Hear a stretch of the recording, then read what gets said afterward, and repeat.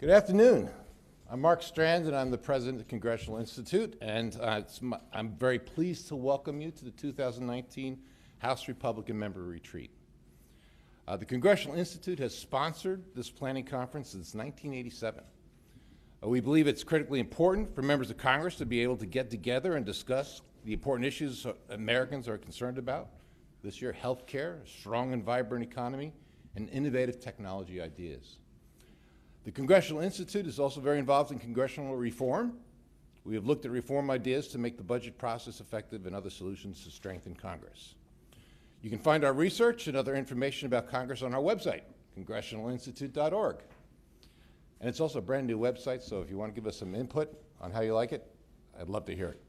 So please let us know how we can help you report on congressional operations and reform measures. And now it's my great and distinct honor to introduce the House Republican leader, Kevin McCarthy. Thank you, sir. Please hold your applause. Thank you again. This is our weekly press conference. I brought a couple guests with me today.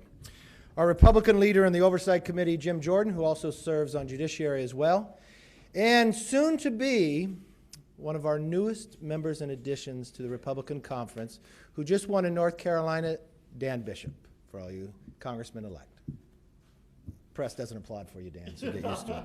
I knew. First, I want to start off, I want to thank Baltimore for having us back. We've had our conference here, as you know, many times before, and we thank the city for having that. Today and the next couple days, we'll be discussing different policies, looking at from the 21st century, going all the way from continuing our economics, from the strength within rebuilding our military, but also our domestic issues. When it comes to privacy, when it comes to the environment, we'll be doing breakout sessions with a number of members getting together to work on the policies as we move forward. This week was a very interesting week when it came to Washington. I think it's a clear sign, or actually foretelling, of what's going to happen for the next 18 months. Let me just walk you through this week. This week we watched two special elections in North Carolina, both of them won by a Republican. Some of you, I know, write something much different, but you ought to analyze this race. In 2018, this race was won by less than 900 votes, and there was questions about whether votes were harvested or not, so they had a new election. Democrats were able to hold the exact same candidate that they had before, was able to campaign for 17 months. From a financial point of view, that candidate had all the odds and advantages towards them. We had to come from behind. We had Dan Bishop, who's been representing the area in the State House, come from behind. Not only did he win, he improved by more than 400%. The president made a considerable difference in this race coming in when you watch the turnout and you watch the movement in numbers just a week away to what they ended up on Election Day. You watched counties in which the Democrat nominee the last time actually carried but lost this time. We improved by 2 percentage points. If you simply add 2 percentage points across, that's 13 more seats with only 6 more to go to win a majority. The difference between being in the minority and the majority is roughly 116,000 votes overall. So I think it's really foretelling of what's happening. Then let's look at what's happening inside Congress themselves. We got a speaker who had a press conference today that refuses to answer questions of what's happening to her chairman and Judicial Committee because they don't know exactly what's happening. You got a majority leader who I was once last term. The responsibility is to manage the committees, fundamentally has a different definition of what's happening in Judiciary Committee than the chairman themselves. I've told you many times before, Chairman Nadler, if he was a chairman on our side of the aisle, the way he handles his committee, we would have removed him from that committee long ago. His inability to run a simple committee, his inability to know and explain what is moving forward. Chairman Nadler, when he campaigned to become chairman, and I'll quote what he said he would be the strongest member to lead an impeachment right after the election, even though the fact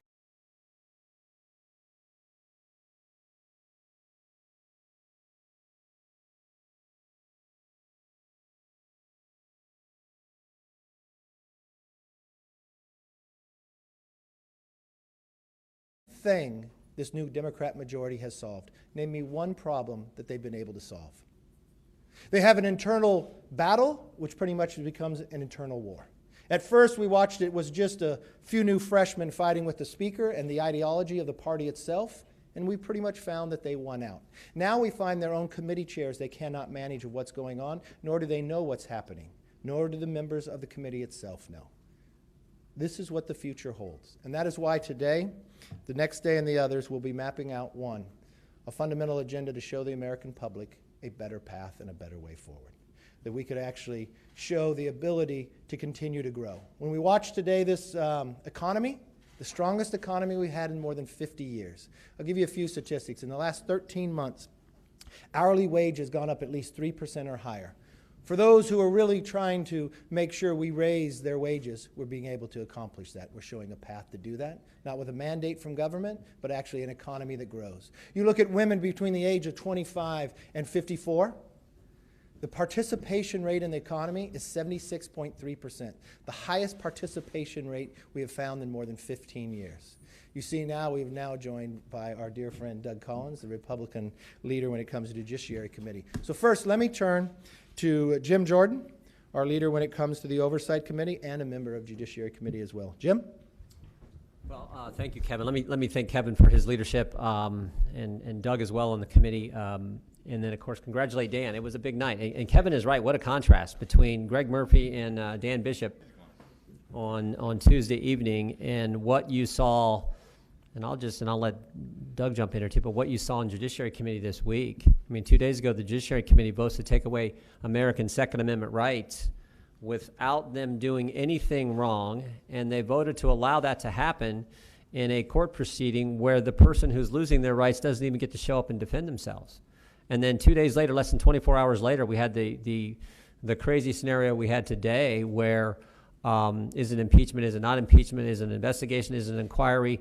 Jerry Nadler says he doesn't care and doesn't want to talk about that anymore. He just wants to go after the president. And we all know that's straightforward. And the reason they want to do this, I said this in committee today, the reason they want to change the rules in the middle of the game, 9 months into a new Congress, the reason they want to change the rules is nothing else has worked for them. Michael Cohen hearing was a flop for him. Came and lied 7 times under oath. The John Dean hearing was a flop for him. And you all watched, and the whole country watched, the Bob Mueller hearing. We all know that was a flop. So they got to come up with some way to go after this president because they're bound and determined to do it, even though the country knows it's not warranted, even though they know we shouldn't do it, even though the country in every single poll says don't do it. They're bound and determined to do that, so they change the rules in the middle of the game. And understand the underlying issue here. The president was falsely accused of conspiring with a foreign state to influence the election. Jim Comey investigated for 10 months. After 10 months, he found nothing. You know why we know he found nothing? Because we deposed Mr. Comey, and he told us that in the deposition. But he still leaks information to get a special counsel. Bob Mueller's appointed for 22 months. He investigates, and what's he come back and say? No coordination between the Trump campaign and Russia to influence the election. 32 months, putting the country through this. And what do Democrats want to do? Change the rules so they can keep investigating and go after the president. It's ridiculous, it is wrong, and everyone in the country deep down understands that. Unfortunately, the chairman of the Judiciary Committee doesn't. What we should do is look at how the false accusations started. And the good news is, and thank the good Lord for this, Bill Barr is doing exactly that. But we could help on the committee. The ranking member understands this isn't pushing for this. Why don't we have the Inspector General, who, oh, by the way, just issued a scathing report of Mr. Comey just 2 weeks ago. But 2 days ago, when I asked Mr. Nadler when we might expect an opportunity to question the Inspector General of the Justice Department, the guy who heads the Inspector General's Association in our government, Mr. Horowitz, when we might expect an opportunity to question him and ask him about his report, Jerry Nadler says, I don't know. I haven't thought about that. Stop and think about that. This is the chair of the Judiciary Committee with its storied history in the House of Representatives of defending basic rules, basic procedure, and basic constitutional rights. And that's the response we get from him. So the minority leader is exactly right when he says what a contrast between what Democrats have done this week and what we saw on election night with the big wins in North Carolina. And so I appreciate the leadership of the leader, and again congratulate Dan, and I'll welcome to the podium the ranking member of the Judiciary Committee, Mr. Collins. Well, it's been one of them days again on Judiciary Committee. It's been one great week, though. Congratulations. When you look at saw it coming, we know what's happening here. This is one of the things that we're seeing for those of us who travel the country, and those of us on stage did this for the last month, is once you got outside of Washington, D.C., it was not amazingly gloom and doom. Eeyore only lives in Washington, D.C. Everywhere else, there seems to be optimism. There's jobs. There's these kind of things happening, and people are excited about that. But let me touch base really on what happened this morning, which was a sad continuance of what has happened for the last 8 months since they had the ability to have the majority. We have continued down. Now today, if anybody could follow the pretzel logic of the committee this morning, especially the chairman, on saying, well, we're investigating, we've been investigating, is it an inquiry, it's not an inquiry. Let me make it very clear to you, and I know many of you have already written articles today, let me go back and say, if you say that any of this is new rules today, that's just wrong. Plain and simple, it's not new rules. These are rules that have been part of the committee structure forever. They're simply choosing to use them now, and they're packaging them together to make it seem like it's something more. This is important because when most people across the country only get their news by either a quick line, a quick headline, or a quick momentary look at the screen, they're not going to look past, and the Democrats know this, they know that they're not going to look past impeachment and everybody's going to think something's going. The reality is they're pulling a sham. I talked about it this morning. This is nothing more than a filter on a social media site, Instagram, Snapchat, whichever one you want to use. It's a filter to say, I look better than what I am. The problem is they don't look better. When you pull away the core of Chairman Nadler and the rest of his committee, there is nothing there. It's the biggest empty suit you want to have, and they won't admit that basically they have nothing to go on. In fact, if you don't believe me, let's just look at a history lesson. In June, Chairman Nadler and many of his cohorts said when the Robert Mueller report has definite impeachable offenses in it. Robert Mueller testifies in July. And then in August, my chairman sends out a letter to other committees saying, hey, you guys got anything to impeach on? Because we don't have anything anymore. So now when you have Jamie Raskin from Maryland actually coming up and saying, you know, Mueller was just a small part of what we're investigating. How many of you, in with a straight face in the press corps, y'all do great work, how many of you believe that they really thought Mueller was a small part of what they do? It was not. So today as we go forward, here's where we're at. They're wanting to have this idea that they can have it both ways, that they want to pacify those on our committee and their base, because I feel sorry for Chairman Nadler in this respect. He took the mantle of what they didn't know that they couldn't do, and that was impeachment. He took the mantle and said, we're going to go after Donald Trump because we hate Donald Trump, and now we have the majority, and we've got all this stuff that's going to help us impeach him. And now, after 8 months, going on 9, he has nothing except smoke and mirrors, a dog and pony show. In fact, the dog and ponies left, and now we got nothing but a show. And that's what happened today. Thanks. Thank you, Doug. As I mentioned earlier, there were 2 special elections. The one everybody was watching was North Carolina 9. Those constituents had not been represented since we were seated. Dan Bishop got in the race a little later. The Democrats had the exact same opponent, financially had an advantage over us. At the end of the day of this Tuesday, improved by more than 2 percentage points. I want you to remind of one thing. We have fewer seats to gain to get to the majority than the Democrats had 2 years ago. There are 31 Democrats who sit in seats that President Trump carried, 13 of them by more than 6 points. If there's one thing I would be concerned about, if I was a Democrat, the management of the floor today. Tell me, how is a Democrat going to go back and ask for a re-election on what they achieved? All they achieved are investigations that have gone nowhere. They found out that there were lies. They watched a party move where Speaker Pelosi at one time was furthest to the left, and now she's considered a moderate in her own new Socialist Democratic Party. She has the title, but no longer the power of how to manage a floor. She has committee chairmen. She can't even understand what they're doing in committee, especially when it comes to Chairman Nadler. The majority leader doesn't even know what the committee is doing in his own press conference the week before, or a few days before. But one thing we do know, Democrats spent millions of dollars in the belief that they could win an election. When you watched who turned out in this election, it just weren't Republicans voting for Dan Bishop. There were a lot of Democrats who did not like what they saw inside Congress and gave a vote to Dan Bishop. That's how it was a 2% higher, a 400% increase in the turnout of the final election vote to the new member for Congressman-elect Dan Bishop of North Carolina. Thank you, Mr. Leader. Yeah, I can get used to that. I'm not at all surprised. We have press in North Carolina as well. I'm delighted to be here, and it's interesting to hear the content of your report, because the contrast that I offered voters in North Carolina 9 is exactly the contrast that's being described by these members of Congress today. You had, on the one hand, a vision of America with a booming economy and more jobs and border security and lower taxes and continuation of American exceptionalism. And on the other hand, what I heard more than anything else from voters as I passed through the district, and we have a lot of Democrats in our district, and I heard it from a lot of Democrats, is that what the Socialist Democratic Party is articulating not only stuns them, it frightens them.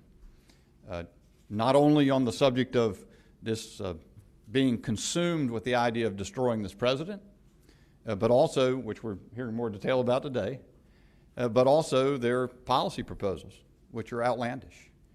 And the people of the 9th District, so, and Mr. Leader, I think the point that makes clearest the situation we were in electorally, in addition to the fact that my opponent was running for 27, 28 months and was the beneficiary of $16, $17 million of expenditures from the farthest left sources in America, outside the district, outside the state.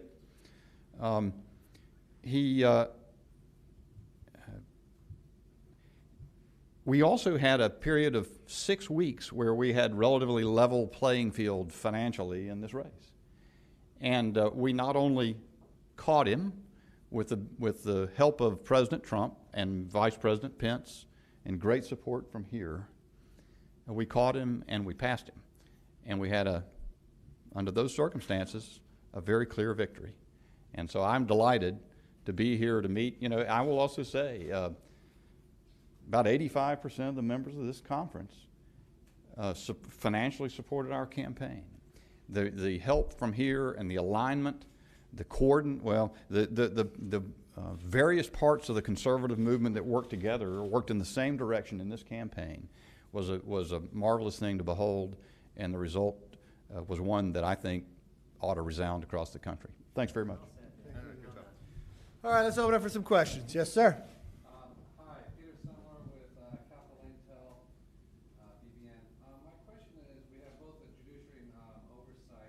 These days, looking at antitrust investigations, Google, Facebook, big tech, seems to be a bipartisan issue. What do you see happening in the next few months against these antitrust issues? You guys want to take it? Or do you see them back in Congress under scrutiny? Yeah, and just in the next little bit, you're going to see even starting tomorrow, there's going to be some information requests that's going to come out. And I think this is the part that we need to look at. And what we've tried to do is, and you had mentioned bipartisan, I know from the committee and oversight is going to be looking at this as well. From the judiciary perspective, it's time we look at this from the truest antitrust perspective and not just go to the one end saying we just need to break people up, we need to break because they're big, but actually see what they're like in the marketplace. Are they suppressing ideas? Are they keeping others out of the marketplace from an antitrust perspective? And then also just how they operate in a new economy. Everything that is disruptive and big is not necessarily bad. The question is, does it become bad if they act in ways that is contrary to the market and contrary to the privacy issues that most Americans have? So I think you're going to see some more of that. The unfortunate part, and I know in the Judiciary Committee, is we are so preoccupied with taking things from American people and investigating this president that this often gets overshadowed, but we're going to see a little bit more of that in the next few days. I would just add one aside. This may be one of the few areas where you can get some bipartisan. You saw this with the attorney generals in town earlier this week. This may be one of the areas where the Congress could actually work together. Mr. Cummings and I are working on, and our staffs, more importantly, are working on this facial recognition issue. And there was strong bipartisan support in the committee to begin to look at this issue. So I'm optimistic, but I think right now we're in that stage of getting all the facts and making sure the American people understand what's exactly going on. This will be one of our topics in this retreat for the next 2 days, and there's a lot of concern. We want to make sure there's competition. We sit back, and it's some of the points that Doug made. Just because you're big does not mean you're anti-competitive, but we want to make sure they are. Should Amazon ever been able to create, why wasn't Sears become an Amazon? They had the catalogs, they had the stores and everything else. They had the competition able to go. But I'm really concerned about privacy. What are people gathering about our own information? And I believe in the conservative philosophy of private property. So when it comes to privacy, shouldn't we all know exactly what someone's able to gain the information from us? If they monetize it, shouldn't we receive part of that information? We should also be able to move it, and we should be able to delete it. I think those are simple 3 bases of how we should deal with privacy, but these are the exact issues that we'll be discussing here within the policy, and I'm hopeful that we can find a bipartisan answer for this, because many times I find the Democrats take it just like a Dodd-Frank. Either they want to break it up or they want to make it a utility. So then you get no innovation, but then again, you also have no protection for your privacy. Yes, ma'am? Do you guys think that impeachment can actually work towards the GOP and the president's advantage? And especially you guys, do you want to see a vote on impeachment and to have Democrats? We've already had a number of votes on the floor, and they've all failed. Nobody would want to see impeachment for a personal political gain outside of Chairman Nadler and a few of him on his committee. This is not something to play with. America is too important to play a political game like this. And I think the American public expect us to go to Congress. We've got a lot of problems to solve, and we should work on them. But the entire time, and the whole reason why Nadler ran for this position is because he said he would be the very best in impeachment. There is no reason to move forward with it. The American public does not want it. The only person that tries to continue to drive it is the chairman. Even if you talk to their own leadership, they don't know what he's doing. I again raise the point. If you watch the way he handles a committee, from the most basic committee, if he was a chairman within the Republican conference, we would have removed him simply because of his inability to how to move a committee in a proper way. Yes, sir? Leader McCarthy, in discussions with the White House, what specifics, if any, has President Trump shared with you about what he would sign, what he would support related to gun control legislation? There's a number of issues that he has talked about. The number one thing he wants to find is there a way we can solve that these devastating actions that take place never happen again? And you know, the president has acted before. I traveled with the president when we flew out what took place in Las Vegas. My community itself lost more lives in Las Vegas than the entire state of Nevada. And what we found was a bump stock that was approved from administration before him during the Obama administration. And this president acted. We no longer have a bump stock. We watched when the other shooting in Texas at a church, that an individual was able to have a weapon, and they never should have, simply because the NIC, the National Instant Criminal Background Check, should have picked up on it. But you know what? Our own military failed, and the way he abused his wife, he never should have got it. So we passed legislation that modernized it. So what the president is doing is gathering all the information. He had a number of us down to the White House. I know he did a call yesterday with bipartisan senators. He is gathering that information, and he told me he will come back with finding the ways to find a solution. He knows there's a problem, and he wants to solve it. Has he given you an indication on where he stands related to background checks? He said things that are inevitable. He wants to make sure whatever we do solves the problem. So he's gathering all the information, which you should do at the very beginning. The Attorney General was in the meeting as well, looking at ways, how do we make sure that this never happens again? How do we protect law-abiding citizens on their rights as well? And that's what he's doing, and he'll come forward with where he's going. I know there's a number of things that he's looking at. Yes, ma'am. Give you a timeline, sir? I think it'll be very shortly. Leader McCarthy, with the president coming here tonight and his comment on the city of Baltimore and Congressman Cummings' district in particular, specifically calling it disgusting and a rat and rodent infested mess, are those comments appropriate? Do you think the president needs to clarify or apologize for them in any way tonight during his remarks? Look, I think the president made a very good case here of why many major cities have challenges. If you want to take the president's comments, you can go to the former mayor of Baltimore. You can go to what Congressman Cummings had said before about his own community as well. These are challenges we want to see a change to, and this is something the president has been working on. When you look at the opportunity zones that were passed inside our tax bill, this is a clear contrast on either government trying to solve a problem for 20 years and have not do it, this war on poverty, are really transforming communities, and we're finding that's happening faster, better investment in others. So I think the president made a case. Why do we accept the challenges and ignore them? We should accept them. When I look at California, I look at the homelessness, affordability. the challenges that are happening throughout the cities, that San Francisco is now losing conventions on how they deal with it. That is a direct contrast in our policies. And I think the president coming here symbolizes, yes, he cares about Baltimore. He cares about the people who live in Baltimore, and he does not accept that you have to stay in poverty. He has found from his entire life how to bring people out of poverty, give them a better opportunity, and that's what he's doing in his job as president, and that's why he's coming to Baltimore as well. Sir. Yes, ma'am. We represent, many viewers who are farmers, who are in agriculture-heavy communities. So we wanted to ask if Congress would be discussing any actions to help farmers who are concerned with the ongoing trade discussions with China. I thank you for your question. I just happen to come from the #1 ag county in the entire nation. So agriculture is important to us. We want to make sure that we have markets that we can sell in. Most importantly, we want to make sure that we have water that we can produce it. And also, we want to make sure that we have a regulatory society that we can actually grow and feed not just America, but the world, because we know that it's a safer product of going forward. When you sit and talk to the agriculture community, they know what China has done in the past. They're supportive of this president to get a good agreement, one that is fair, that keeps us for the next generation to be able to farm as well. I've watched that, I know this discussion is getting closer. I've watched that we were at a point that we could come to an agreement. It was Xi Jinping who backed away from what he had agreed to prior. The president is committed to this. I was just with the president earlier this week with Lighthizer, with Mnuchin and the president, discussing ways that we can actually solve this problem, and that the president is committed to it. And I know when I go out to the farm community, there's no one that supported farmers more than this President Trump. Yes, ma'am. Oh. Two members of your caucus, Liz Cheney and Rand Paul, are fighting. They're having a pretty Well, one's a member of my caucus, one's in the Senate, yes. pretty explosive fight on Twitter right now. In regards to what? Warmonger, she's insulting his approval rating. Do you think that this speaks to a split in the party that's kind of rupturing over the firing of John Bolton? No, I think it's a difference of opinion when it comes to national defense. And it's simply that. People can have a discussion about policy. That's healthy. The difference is when it comes to the Democratic Party.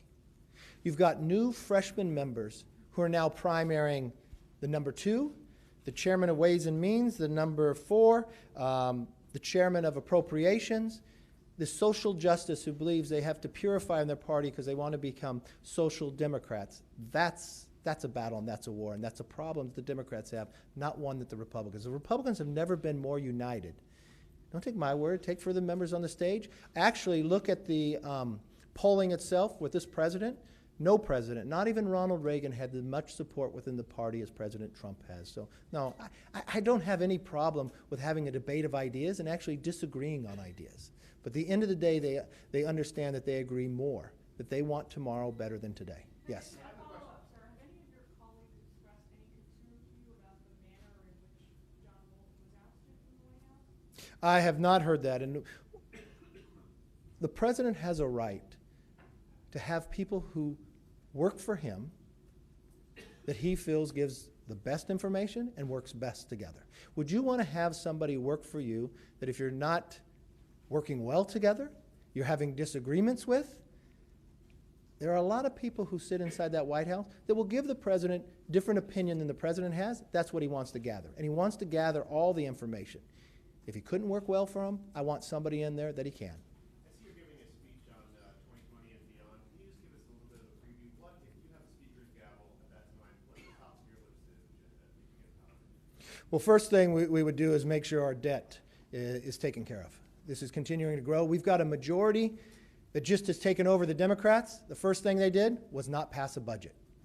We'd pass a budget, just as we did before, that put us on a path to balance. We'd make sure that our entitlements are protected for a future generation because it comes into question today. Every great society has collapsed when they've overextended themselves. We would hope that we would actually solve the surprise billing before it took us to win the majority. But with the Democrats, we don't know if they're able to pass anything in the process of where we go. We look to an environment in the future. I think you'll see a number of bills that we will produce. 90% of all plastic that goes to the ocean comes from 10 rivers in the world, not one of them in America. But I think the ocean goes the entire world. We have an opportunity to actually solve that problem. You'll find a number of bills that we produce going forward. We watch companies that can extract CO2 from the air. There's a concern for all of us about CO2. Why wouldn't we incentivize the ability to do it? Dan Crenshaw has a bill today. It would be out of committee, but the only problem is it has Dan Crenshaw's name on it as an author. We would not play games. We would find ways that would unite this country to put us in a path to be stronger. We would continue to build our military to make sure we're safe, not only here, but around the world as well. There are a number of items we'd go through. When we look at technology, are we prepared for the 21st century? Are we protecting our privacy rights as well? So there are a number of items that we continue to go with, and that's our discussion and our breakout sessions. All right, last question. Yes, sir. Yes, ma'am. Yeah, you can do it. He was too slow.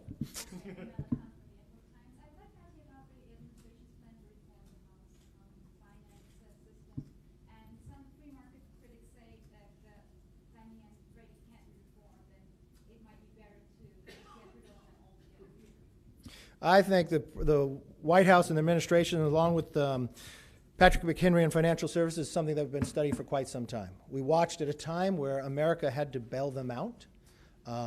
We want to make sure they're secure, but also we want to make sure that those who need to have capital for a home have the lowest rate possible and be able to prosper and be able to build homes as they wish. This is an area that we want to look. We want to protect the taxpayers at the same time. We want the individuals to have the lowest rate to be able to go. So I think it's not something that you can ignore, but it's not something that you would say that you just can't deal with at all. There are a lot of ideas out there, and that's another issue that we'll be discussing at the retreat as well. I look forward to talking to you throughout the retreat, and I think you'll be at some of our speeches. We'll have the president speaking tonight. Some people might want to watch, I guess, the Democrat convention or debate. Not quite sure what they'll promise tonight. I know they're away most everything so far. yeah. No, they're very supportive of making sure those who are here illegally to have health care outside of Americans themselves, but I think there's a lot of problems that we can solve and work closely together. And I'm excited to have the president here, especially after coming off adding 2 new Republicans that will be sworn in next week. Building on an economy the strongest it's been in 50 years. And the unique part about this economy, it's not an economy that built for one person. It doesn't matter your gender, your color of age, the color of your skin, or your age. It is helping all. And we want to continue to build on that and make America stronger. So if there's one thing that we should do inside Congress, we should pass the USMCA. Yeah. If we passed USMCA, at a very minimum, there would be 180,000 more Americans working. GDP would go up by more than a point. But you know what would be even more important? Is that we would be stronger going into negotiations with China. If you watched last month, our new #1 trader is Mexico. #2 is Canada, surpassing China. This is something that's making America stronger. But I believe it's only one person holding the power of whether that comes up. It's the Speaker of the House. They are more concerned about tearing this president down instead of building America up. I hope that's debated tonight inside the Democrats as well. Thank you. You